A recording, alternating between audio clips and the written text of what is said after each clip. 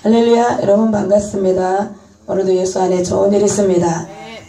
하나님 우리를 언제나 변함없이 사랑하시는 줄 믿습니다. 오늘 우리 또 하나님께서 주시는 축복의 말씀은 누가복음이 되겠습니다. 우리 신약전서 9장 57절부터 62절까지의 말씀을 근거로 해서 복음의 빚진 자, 우리 복음 전도자의 올바른 자세, 우리 2로서 복음의 빚진 자라는 제목을 함께 은혜를 나눠보시겠습니다. 오늘 이 자리에 나오신 여러분들과 또 지금 오늘날 예수를 믿는 많은 성도님들이 계십니다. 우리 예수를 믿는 모든 자들은 누구나 빠짐없이 누구나 할 것 없이 복음의 빚진 자가 된 줄 믿습니다. 빚을 졌어요. 우리는 지금 빚쟁이들이 됐어요. 여러분 빚쟁이 되셨습니다. 우리가 그 복음의 빚을 졌다는 거예요. 하나님의 은혜를 우리 덧입었습니다. 그렇죠? 예수님을 영접하는 그 순간 저와 여러분들은 하나님께 빚을 졌어요. 우리 세상에서도 우리 빚진 자는 모든 사람에게 반드시 그걸 갚아야 되죠. 갚아야 될 의무가 있다라는 것입니다. 근데 없는 사람은 돈을 굴려면 그냥 가서 고다를 꺼주면 내가 정말로 은혜를 평생 은혜 잊지 않고 잘 이것을 쓰고 돌려주겠다고 그렇게 다짐을 하고 뭐 별짓을 다 하죠. 그러다가 나중에 그게 다 해결되고 나서 수중에 돈이 들어와도 그걸 또 안 줄 때도 있어요. 잊어버릴 수도 있어. 그래서 돈을 꿔줄 때는 어떻게 한다고요? 앉아서 주지만 받을 때는 서서 그것을 봐야 되는 그런 결과가 초래가 됩니다. 그래서 우리가 이 세상에서도 양심이 있잖아요. 사람이라는 게. 하나님은 인간이면 누구에게나 다 양심을 만들어 주셨어요. 도덕적인 기준이 이 양심에 있어요. 그죠? 우리인데 예수를 믿는 자는 하나가 더 있어요. 신앙의 양심이 있습니다. 그냥 우리가 양심은 세상 사람들 다 똑같이 있는데 이 신앙적인 양심이 있어요. 세상 사람이라면 우리는 양심을 가지고 도덕적이고 윤리적인 부분을 우리는 지키고 살아야 되는 줄 믿습니다. 사람과의 관계에서 이런 것들이 다 지켜져야지 서로 같이 더불어 살 수가 있는 세상을 만들어갈 수가 있습니다.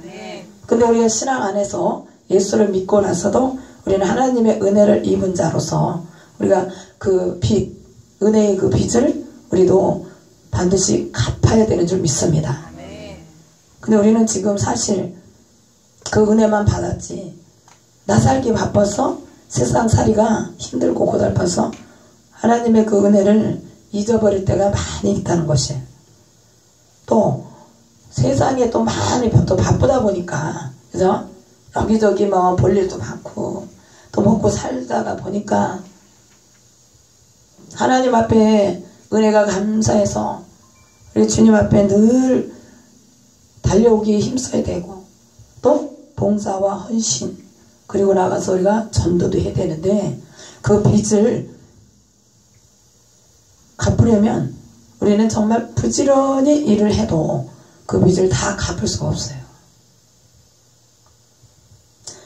1만 달란트 빚진 자가 있더라고요. 성경에. 근데 그 1만 달란트가 굉장한 금액입니다. 우리는 거기에 비교할 수가 없어요.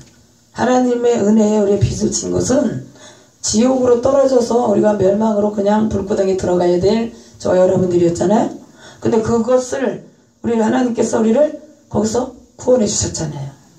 그 은혜를 생각하면 우리는 열심히 하나님의 전에 또 하나님 나를 위해서 열심히 일을 해도 그 은혜를 다 못 갚아요. 진짜 얼마큼 손돈만큼을 우리가 할까요? 근데 오늘 이 본문을 읽어보니까 누가복음 9장 62절에 손에 쟁기를 잡고 뒤를 돌아보는 자는 하나님의 나라에 합당치 아니하니라 이렇게 말씀에 기록하고 있습니다. 이 얘기가 이제 왜 나왔겠습니까? 오늘 57절부터 읽어서 쭉 보니까 60절의 말씀에 있습니다. 어떤 사람이 죽은 자들로 어떤 자가 59절에 보니까 내 부친을 먼저 장사하고 주님의 일을 할 수 있도록 허락해 달라고 이렇게 부탁을 했습니다. 그죠? 내 부친을 장사할 수 있도록. 그러니까 우리는 지금 우리 세상에 속하고 살고 있기 때문에 많은 일들이 벌어질 수밖에 없어요. 그죠? 그러다 보니까 예수를 믿지 않았을 때는 모르겠는데 예수를 믿다 보니까 이것이 주님 안에서 참 헷갈릴 때가 많이 있다는 사실이죠. 안 그렇습니까? 무엇이 먼저이고 나중인가를 헷갈릴 때가 많이 있습니다. 그래서 우리는 이것을 잘 다시 한번 우리가 배워서 우리 마음에 잘 새겨야 될 줄 믿습니다. 그래서 쟁기를 잡은 자라는 것이 무슨 뜻이냐? 62절에 복음을 뜻합니다. 복음을. 쟁기가 뭡니까? 우리 농기구죠? 농기구 중에 하나인데 소 밭갈이 할 때 그것을 이렇게 밀고 밭을 갈 수 있는 그 농기구예요. 근데 그 농기구를 들고서 소가 앞으로 가면서 그거를 끌어주면서 이거를 밭을 갈고 가야 되는데 농부가 그것을 딱 굳게 잡아야 되는데 이것을 그냥 느슨하게 잡거나 또 잡고 또 다른 데로 쳐다보면 제대로 밭을 일직선으로 갈아갈 수가 없다는 것입니다. 그리고 또 하다 보면 소가 먼저 팍 치고 나가서 나가 떨어질 수 있어요. 이것은 우리가 지금 믿음 안에서 우리가 그것을 또 한번 새겨봐야 될 줄 믿습니다. 복음을 오늘 이렇게 우리가 복음의 빚을 진 자로서는 우리 하나님 나라에 이제는 일꾼으로서 저와 여러분들 하나님이 또 이제는 부르신 줄 믿습니다. 복음의 빚진 자인데 우리 밭에서 또 하나님 나라의 이 밭을 갖고 가는 일궈가는 농부로서의 우리가 또 우리 사명도 우리 하나님께서 우리에게 주시는 줄 믿습니다. 그러려면 이 쟁기를 잡은 자로서 우리가 앞을 보고 가야 되는 거예요. 그래서 세상에는 많은 일들이 있어요. 오늘도 주일이니까 무슨 일이 있을 수 있고 그렇잖아요. 그럼에도 불구하고 여러분들이 여기 나오셨다는 것은 정말 우리 주님 나라에 하나님께서 보시기에 합당한 자들로 오늘 인정하시라 믿습니다. 이거 저거 내 볼일 다 보고는 그 밭을 어느 세월에 갈겠어요. 하나님의 은혜를 우리가 입은 자로서 빚을 갚으려면 세상에서 우리가 빚을 졌을 때 그렇습니다. 내 쓸 거 먹을 거 내 시간 다 하고 언제 그걸 벌어서 언제 빚을 갚을 거예요. 그렇잖아요. 근데 그냥 하루살이 어떤 사람 그냥 하루 벌어서 남 줄 거는 생각도 안 하고 그냥 오늘 호의호식하고 다 먹고 쓰고 그냥 뭐 어떻게 되겠지 그렇게 안일하게 생활을 하는 그런 사람들도 우리 간혹 있다는 사실이죠. 근데 우리는 예수 믿으면 우리 경제에 대한 부분을 확실하게 우리가 잘 처리를 하고 살아야 돼요. 그래야 우리 축복의 길이 막히지 않습니다. 근데 믿음 안에서도 마찬가지죠. 은혜를 입었으면 거기에 대해서 우리가 갚으려는 그런 뭡니까? 기본적인 것도 우리는 기본적인 것도 못할 때가 많이 있어요. 갚으려면 열심히 일을 해야 되잖아요. 밭에 나와야 되잖아요. 밭이 어디겠어요? 세상에도 우리가 밭으로도 볼 수 있지만 하나님 앞에 우리가 먼저 나와서 우리가 해야 될 것들을 지시받는 거잖아요. 그죠? 일을 해야 될 것들을 앞에서 우리 지도에 나간 사람들이 왜 일하는 현장에서도 그렇게 시키잖아요. 그죠? 감독들이나 그 밑에 식장 뭐라 그래요? 식장 다음에 그런 감독자들이 일을 시키잖아요. 그것처럼 하나님 앞에 우리가 자꾸 나와야 우리가 해야 될 일도 알겠고 또 우리는 또 어떻게 해서 하나님을 기쁘시게 하는가를 알 수가 있다는 사실입니다.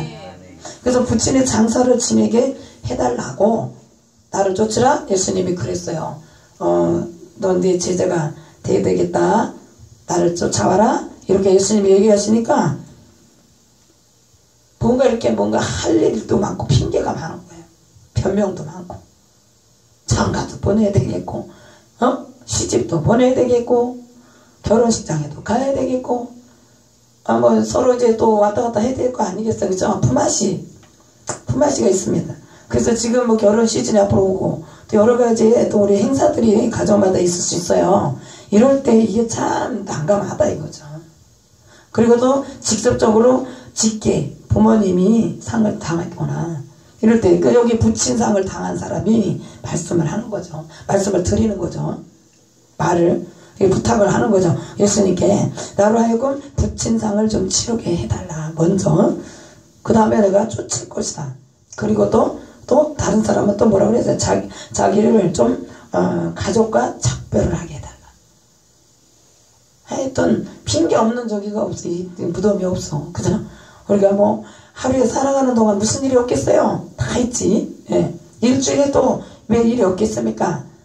목사도 하나님 앞에는 성도입니다. 그죠? 목사도 왜 주일날 어떤 일이 안 벌어지겠어요? 그럼 목사도 중요한 세상적인 일이 있다 했을 때 이것도 그만 내려놓을 수도 있는 거 아니겠어요? 근데 그렇지 않다는 거예요. 심지어 부친상에 그것도 하나님께서 맡겨주신 양무리가 있다면 거기에 시간을 할애를 해야 돼요. 예, 저희 아버님이 그래서 5일장을 치렀잖아요. 예, 주일을 꼈기 때문에. 예, 그리고 빈소에서 아예 주일 예배를 드렸어요. 성도들하고. 대전에서 있을 때. 그러니까 그게 아니면 그냥 주일이라도 그냥 뭐 3일장을 할 수 있었죠. 근데 그날은 주일이기 때문에 그렇게 해서는 안 된다는 거죠. 그래서 우리는 이것을 세상에 사는 동안에 그 세상 속에 살면서 우리가 잘 이것을 깨달아야 될 줄 믿습니다. 자칫하면 우리 기독교가 정말 부모도 모르는 그런 아주 비윤리적인 종교다. 에? 조상도 또 많은 제사들이 또 있어요. 예수를 이제 안 믿다가 예수를 믿게 되는 경우에 이게 참 난감해요. 그래서 그것을 떨쳐버리지 못하는 거죠. 가족들 간의 관계나 이런 걸 생각해 보면. 그래서 우리 종손도 있고요. 그 많은 우리 형제들이 있다 보면 이것들이 참 문제가 될 수밖에 없다라는 것입니다. 근데 여기서 지금 그 이스라엘 그 민족도요. 부모의 장례식은 정말 자식된 도리로서 반드시 고귀하게 치러져야 된다는 거예요. 우리나라도 말할 건 없죠. 그래서 사회적인 이 관습 그것을 따지기보다는 이것이야말로 고귀한 의무이다. 자식된 도리로서 이렇게 여겼다는 거예요. 근데 우리나라도 동방예의지국이다 해서 얼마나 윗사람에 대해서 공경, 부모 공경을 얼마나 얘기합니까? 그죠? 근데 우리 하나님께서도 분명히 말씀하셨어요. 부모 공경에 대한 부분을 출애굽기 20장 우리 12절에도 말씀이 나와 있고 우리 마태복음 15장 6절 1절부터 6절까지 말씀에 부모 공경을 반드시 해야 될 것을 하나님을 섬기듯이 부모를 공경해라 그랬어요. 하나님의 선상에 거의 부모를 같이 놨어요. 5계명이 1계명부터 4계명은 하나님과의 사람 사이의 그 관계를 말하는 거죠. 그 다음에 우리 5계명부터 10계명은 인간관계에 있어서 부모를 첫 번째로 여겼어요. 우리 마태복음 우리 15장 한번 우리 말씀을 보게 되면 우리 마태복음 15장 1절부터 6절까지 말씀해 보니까 부모를 얼마큼 공경을 해야 되는가를 거기서 볼 수가 있는데 우리 마태복음 15장 1절에 보니까 그때의 바리새인과 서기관들이 예루살렘으로부터 예수께 나와 가로되 당신의 제자들이 어찌하여 장로들의 유전을 범하나이까? 떡 먹을 때에 손을 씻지 아니하나이다. 대답해 가라사대 너희는 어찌하여 너희 유전으로 하나님의 계명을 범하느냐? 하나님이 이르셨으되 내 부모를 공경하라 하시고 또 아비나 어미를 회방하는 자는 반드시 죽으리라 하셨거늘 그랬어요. 그래서 너희는 가로되 누구든지 아비에게나 어미에게 말하기를 내가 드려 유익하게 할 것이 하나님께 드림이 되었다고 하기만 하면 그 부모를 공경할 것이 없다 하여 너희 유전으로 하나님의 말씀을 폐하는도다. 그랬어요. 여기서 지금 하나님이 주님이 말씀하셨잖아요. 그죠? 하나님이 있어서 네 부모를 공경하라 하시고 아비나 어미를 해방하는 자는 반드시 죽으리라. 이렇게 하나님께서는 하나님 다음으로 부모에 대한 것을 굉장하게 취급을 하셨다는 것을 우리는 다시 한번 깨달아야 될 줄 믿습니다. 다만 저 여러분들은 이제 하나님 나라에 속한 영의 사람이에요. 영의 사람이기 때문에 우선적으로는 우리가 추구해야 될 것은 영적인 일이다라는 것을 주님은 말씀하실 줄 믿습니다. 즉 다시 말한다면 삶의 우선순위가 무엇인가를 깨닫고 이것을 이제 우리가 이제 생활의 패턴을 이제는 주님 안에서 이걸 바꿔야 된다는 거죠. 이제 우리가 좀 기독교가 좀 이걸 주도해 나가야 돼, 세상을. 요즘에 그래 거의 토요일날 행사들을 많이 하죠. 그리고 믿음의 가장들이 있다면 자녀들이나 이런 모든 것들도 이제는 좀 이거를 선포해서 바꿔야 돼요. 그리고 또 양해를 구해야 돼요. 우리 친척들에게. 이것은 이제 크게 이것 때문에 목숨이 왔다 갔다 하고 그럴 정도는 아니잖아요. 그러면 하나님의 말씀을 한번 그것을 그냥 대충 넘기면 그것이 그냥 괜찮을 것 같지만 그것이 한 번에 두 번 되고요. 계속 습관적으로 쌓여져. 그래서 우리는 믿음 안에서 하나님의 자녀로서 이제 우리가 삶을 바꿔 나가야 되는 거죠. 그래서 삶의 우선순위를 우리가 정하고 살아가야 될 줄 믿습니다.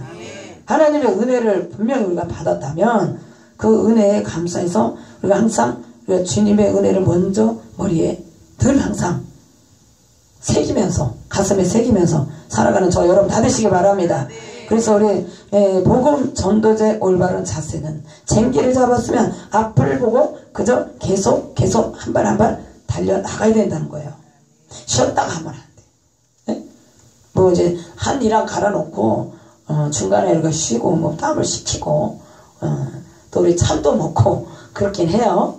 근데 우리는 예수를 믿는다고 해서 우리가 꼭 24시간 365일을 꼭 교회만 와서 사는 그런 건 아니잖아요. 네, 그래서 우리가 이것을 참 이렇게 지혜롭게 이것을 잘 우리가 패턴을 바꿔나가는 그 요령을 우리가 배워야 될 줄 믿습니다. 그렇게 해야지 하나님의 나라도 확장되고 세상을 변화시켜 가지 않겠어요. 세상 사람들의 그 습관을 그저 계속 우리가 따라가면 복음이 들어가기가 참으로 힘들어요. 그렇다고 해서 그 사람들하고 다 등지고 살으라는 것은 아닙니다. 세상 속에 들어가야 우리가 빛을 발할 수 있어요. 세상 사람들과 우리가 또 멀어져서는 빛을 나타낼 수가 없잖아요. 그래서 우리 세상에 들어가야만이 사람들을 만날 수가 있다는 거죠. 이것을 유효적절하게 우리가 잘 활용을 해야 된다는 것입니다. 그날이 아니어도 다른 날을 택해서 할 수가 있는 거예요. 저도 왜 그런 과정이 없었겠어요. 그죠? 근데 우리 하나님께서는 예수를 믿지 않다가 믿지 않는 가족들 중에 나를 한 사람을 택해서 주님 앞으로 다 끌어낼 때는 처음에는 이게 불화가 일어날 수밖에 없어요. 안 하던 짓을 하니까 똑같은 무리에서 하나가 딱 바뀌어서 안 하던 짓을 하니까 이상한 거예요. 그래서 비난도 해. 뒤에서 손가락질하고 그렇잖아요. 저도 시댁에 이렇게 우리 가족 형제들끼리 개가 있어. 개 모임 아시죠? 개 모임이 있어. 근데 한 달에 한 번씩을 모이고 연말엔 또 모이면 며칠을 묵고. 근데 그거를 예수 믿는 나로서는 그때도 뭐 믿음이 어린 신앙인들도 불구하고 하나님이 안 기뻐하신다는 그게 이렇게 느껴지는 게 와요. 그래서 개 모임도 하나씩 끊었어요. 그리고 특히 형제께도 끊었어요. 그래서 처음에 저를 얼마나 비난했겠어요. 손가락질하면서 여자가 잘못 들어가서 형제들 의의 갈라놨네 뭐 이런 소리 안 들리는 소리 같지만 안 들리는 것 같아도 느껴지잖아요. 또 우리 사부님 남편의 하는 일이 거기서도 또 개가 있어요. 개 모임. 거기서도 또 탓해서 나올 수밖에 없어요. 혼자 가야 되는 거죠. 그러면 늘 혼자 가니까 이제 그게 좀 마음이 좋지 않잖아요. 사람들과에 있어서도 그 관계에 조금 껄끄러운 그런 것들이 또 처음에는 몰랐다 느끼는 것 같더라고요. 그러니까 저에게도 좋은 소리가 안 나오죠. 그러니까 이런저런 것들이 몇 년 그것이 가더라고요. 근데 인정을 이제 나중에 아예 인정을 하고 아예 이제는 몇 년이 지나니까 인정을 해버리니까 그냥 그때서부터는 차라리 속이 편한 거야. 이게 처음에 예수 믿기 시작하면서 많은 불화가 일어날 수밖에 없어요. 종교가 다르기 때문에. 근데 또 사는 생활 방식들이 또 다르기 때문에 어쩔 수가 없어요. 그러나 그것이 시간이 두고두고 가다 보면 이제 익숙해질 수밖에 없어요. 그래서 그것이 잠시 싫다고 또 그것이 겪는 것이 고통스러워서 예수를 믿기를 뒤로 물러가는 사람들이 있어요. 그쵸? 그래 뭐 가정이 괜히 시끄러워봐야 좋을 것도 없다 싶어서 그냥 예수 믿기를 지옥이 그러니까 천국 가기를 거부하는 것이죠. 예? 천국 가기를 포기하는 거예요. 가족 때문에 살아있는 잠시 가족들 때문에 내가 영원 지옥 불 멸망의 길을 갈 거냐 이거예요. 우리가 한 번에 예수를 믿고 한 번 예배 드리고 한 번 나오는 게 별거 아닌 것 같지만 주님이 언제 오실지는 우리는 아무도 알 수 없어요. 그래서 주님 말씀대로 우리가 살아가는 동안에 주님 오신다면 우리가 천국에 갈 수 있는 확신이 있어요. 그러나 하나님의 말씀을 우리가 어기고 자꾸 딴 길로 갔을 때 주님이 오셔봐요. 그러면 어떻게 해요? 그동안에 예수를 잘 믿었던 거 소용이 없어요. 그래서 우리는 하나님 앞에 늘 항상 주님이 언제 오시든지 우리가 부끄럽지 않은 저와 여러분이 다 되어야 될 줄 믿습니다. 그렇기 때문에 날마다 우리가 정말 일꾼의 자세, 열심히 오늘도 하루를 정말 열심히 일을 해야 되겠구나. 이런 자세로 주님 앞에 달려와야 되는 줄 믿습니다. 그래서 우리가 이제 그것을 다투면서 막 그렇게 일을 처리하지 않아도 기도하면서 말을 설득을 하면서 그거를 잘 지혜롭게 그렇게 하면 우리가 복음도 전할 수 있는 계기가 되고 그리고 또 하나님 앞에도 인정받고 근데 뭔 일이 있으면 그냥 세상으로 먼저 달려가기 바쁜 그런 신앙의 자세가 오늘 우리 주님은 다시 한번 말씀을 우리에게 하시는 줄 믿습니다. 그런 자세들을 이제는 바꾸기를 하나님은 원하고 계십니다. 예수님은 이 세상에 사시는 동안 정말 이 사역하실 때는 더군다나 집이 없으셨어요. 부모 곁을 뭐 거의 떠나서 생활을 하실 정도로 그렇게 사셨죠. 그래서 우리 그 길이 참으로 쉬운 길이 아니었어요. 그죠? 그 사역하시는 동안에 잠도 못 주무셨고 머리 둘 곳이 없다. 인자는 여기 말씀에 우리 58절에 보니까 여우도 굴이 있고 공중에 새도 집이 있다 그랬어요. 근데 우리 주님은 얼마나 우리 하나님의 뜻을 살피고 가시느냐고 얼마나 그렇게 힘들게 지상에서 그 사역하시는 동안 그렇게 긴 인생도 아닌 그 짧은 인생 동안 그렇게 집이 없어서 짜니고 부모도 없는 것도 아닌데 이렇게 하나님의 일을 하시느냐고 집도 없이 그렇게 거처할 곳이 없이 그렇게 살다가 가셨다는 것입니다. 근데 우리는 뭐예요? 그래도 거처할 집도 있고요. 다 있잖아요. 주님의 일 한다고 우리가 뭐 집이 없어서 그냥 뭐 나와서 교회에서만 우리가 생활하니까 그거는 아니잖아요. 더 많은 시간을 여러분이 생활에 모든 각자의 생활에서 장소에서 하시잖아요. 그죠? 그리고 우리가 그걸 일부 하나님 앞에 우리가 시간을 할애하는 거예요. 근데 그것도 못하는 사람들이 또 의외로 많이 우리가 볼 수 있다는 사실입니다. 그래서 오늘 물론 부모 장례를 치르는 것도 중요하고 또 가족들과 작별의 인사를 나누는 것도 중요해요. 근데 우리 하나님의 뜻을 먼저 살피시는 저와 여러분이 다 되될 줄 믿습니다. 주님께서는 이제 오늘 이제 다음 주 셋째 주간이가 셋째 주간이죠. 다음 주간이 우리 고난 주간이 됩니다. 그래서 예수님께서 십자가로 걸어가시는 그래서 온갖 고통 고난을 당하시고 핍박받으신 그 길을 가시는 그 주가 다음 주가 되는데 정말 우리 예수님께서는 타협함이 전혀 없으셨다. 세상과 타협하는 것이 없으셨다. 좌로나 우로나 치우치지 않으셨어요. 그 많은 조롱과 핍박도 다 받고 가셨다는 사실입니다. 정말 견딜 수 없는 그런 고통도 우리 주님은 다 맞으셨어요. 네. 네, 우리 요한복음, 우리 주님이 당하신 그 고난을 보게 되면 정말 요한복음 19장 되겠습니다. 예, 요한복음 19장. 예, 보니까 정말 예수님께서 못 박히시기 전에 많은 멸시천대를 받으셨죠. 예. 근데 우리 예수님이 얼마나 효심이 깊으신가 몰라요. 효심이 없는 분이 아니시죠. 예, 그래서 우리 요한복음 19장에 보니까 25절부터 우리 잠깐 보면은 예수의 십자가 곁에는 그 모친과 이모와 글로바의 아내 마리아와 막달라 마리아가 섰는지라. 예수께서 그 모친과 사랑하시는 제자가 곁에 섰는 것을 보시고 그 모친께 말씀하시되 여자여 보소서 아들이니이다 하시고 또 그 제자에게 이르시되 보라 네 어머니라 하신데 그때부터 그 제자가 자기 집에 모시니라. 아멘. 할렐루야. 네, 예수님이 십자가에 바로 달리시기 전에 어머니와 이제 모두 이모나 뭐 여러 사람들이 다 그 모습을 지켜보기 위해서 그곳에 다 같이 함께 자리에 있었어요. 근데 예수님은 그 사랑하는 부모님을 이제 떠나야 돼. 십자가에 달려야 되는데 그 어머니가 마음에 걸리지 않겠어요? 예?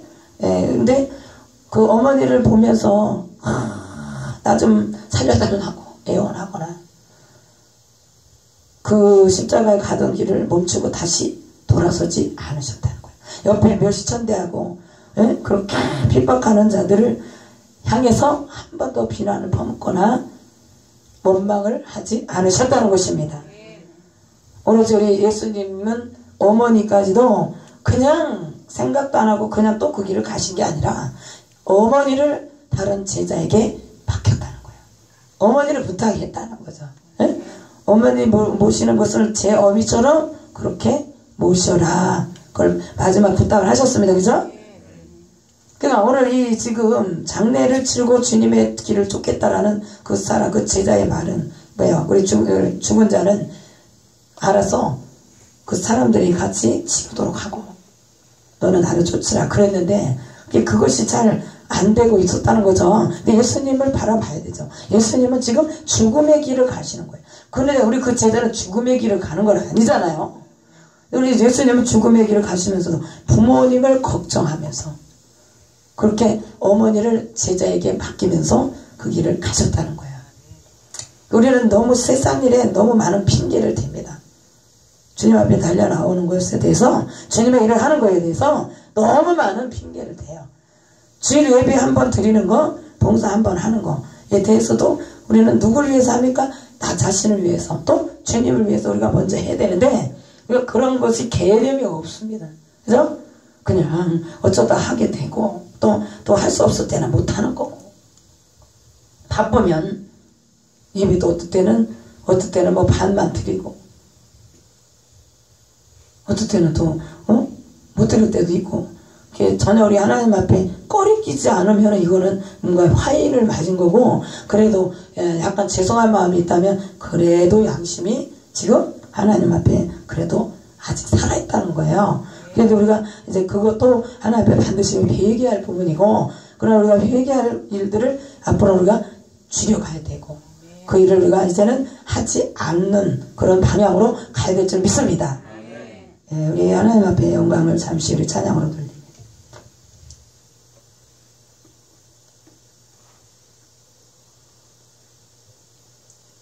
우리 주님의 빚진 자, 오늘 복음의 빚진 자다라고 그랬어요. 그죠? 이 찬양을 통해서 하나님께 우리가 우리 빚을 조금이라도 갚는 그런 우리 모두가 되기를 원합니다. 그래서 주님의 빚진 자는 찬양 영광 돌립니다.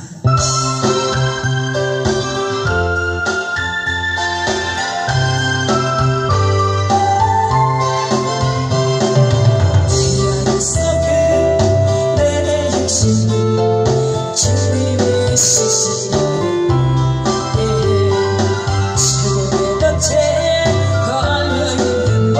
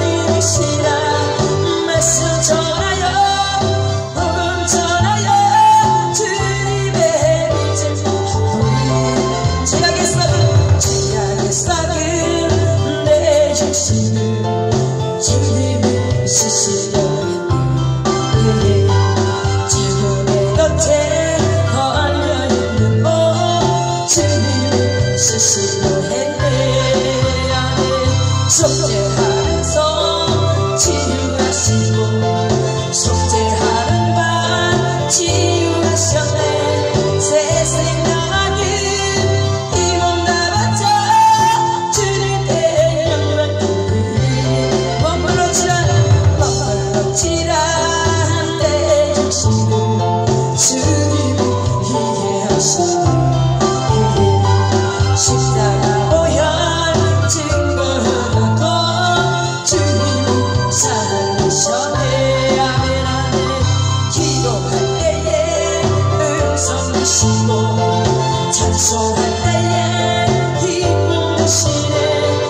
내 작은 입이 내 작은 몸이 주님의 붙들린 자라. 평생 아파도 빚진 자들요 주님의 빚진 자들요 주님 말씀이 택하였건만 눈물날 쏟으시네. 아멘. 신령 주시니 주님이시라. 능력 주시니